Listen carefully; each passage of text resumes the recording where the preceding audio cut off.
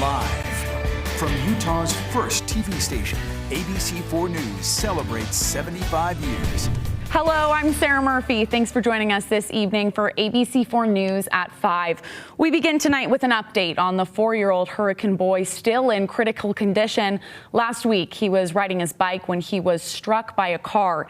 ABC4's Annika Johns spoke with the boy's mother. She joins us live here in studio with the latest updates. Annika. Cash is still in critical condition after he was struck by a car, receiving injuries to his chest, abdomen, and head. The young boy was life-flighted to the Las Vegas Children's Hospital, but then was later life-flighted here to Salt Lake City. We were able to speak to his mother, where she told us that he is a very fun and sporadic kid who just had a joy for life. And they've been receiving a lot of donations and everything from people, and they just say they are incredibly grateful for all that they've done for them.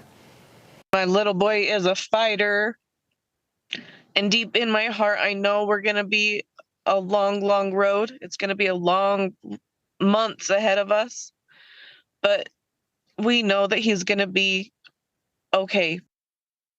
Cruz family, there is a fundraiser for Cruz family to help them raise funds to help with his medical costs. There will also be a fundraiser at the end of the month in St. George to help with those medical costs and to keep his family in Salt Lake where they can be with him. Back to you at the desk, Sarah.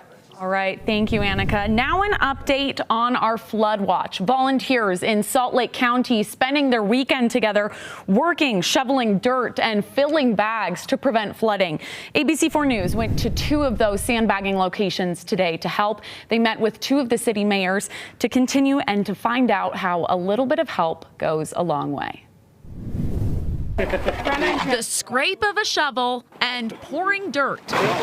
Sounds volunteers heard in Salt Lake County throughout the day. Still out here, still sandbagging, because you just never know when it's going to flood. We just want to be proactive rather than reactive. Volunteers gathered in Mill Creek and Cottonwood Heights with the Mill Creek mayor and Salt Lake County mayor. Together, they filled over 15,000 sandbags. We rely on the work that's being done. We literally could not do this work if we didn't have people turn out. Our whole county, this is a team effort, right? We helped Salt Lake City when they had a problem.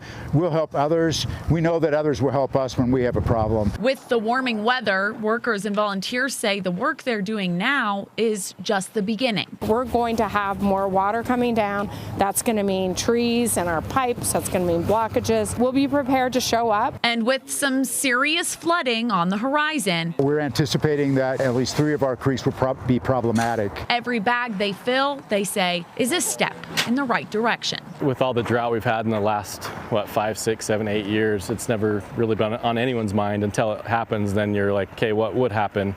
It could take out your whole house. I mean, if you're living that close to the river, I think anybody that can get out and help, it's a huge help to everyone that can't get out and do it.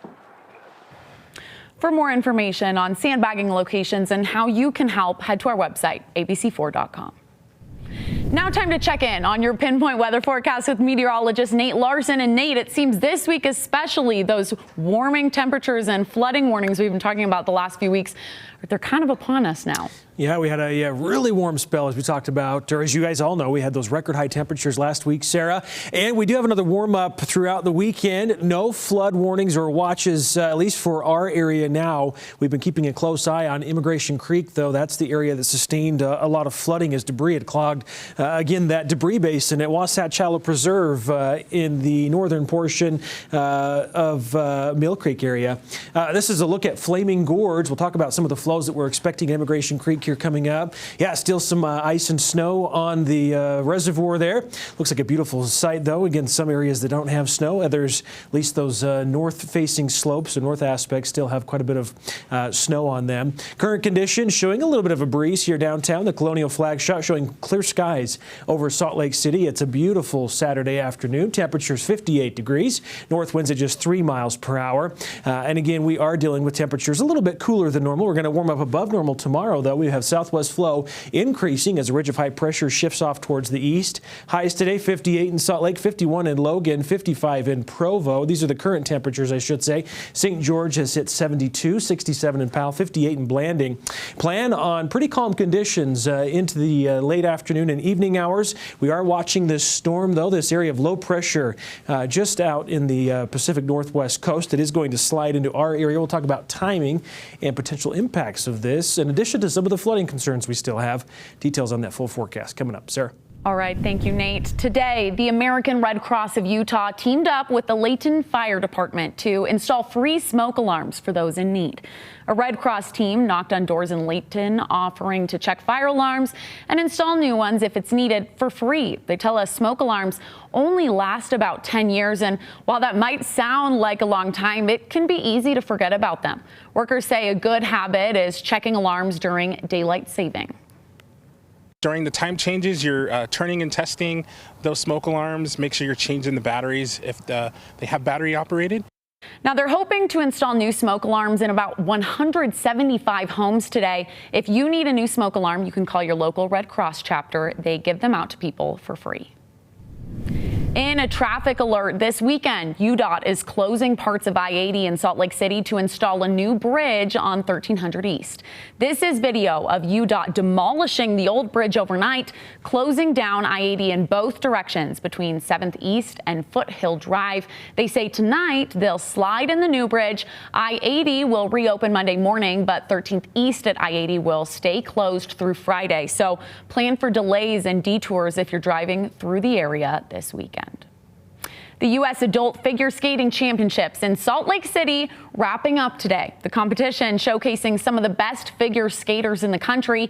It features a range of some exciting competitions, including singles, pairs, ice dance, and new this year, solo dance. One of the skaters expressing her excitement about one of today's events called the Best of the United States.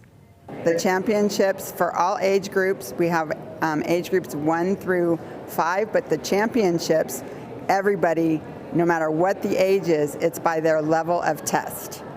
So you can have 21-year-olds and you can have 70-year-olds. Some of those events include single, pairs, ice dance, and again, new this year, solo dance. The U.S. Adult Figure Skating Championship will wrap up in just a few hours. And coming up on ABC4 News at 5, it's Autism Acceptance Month.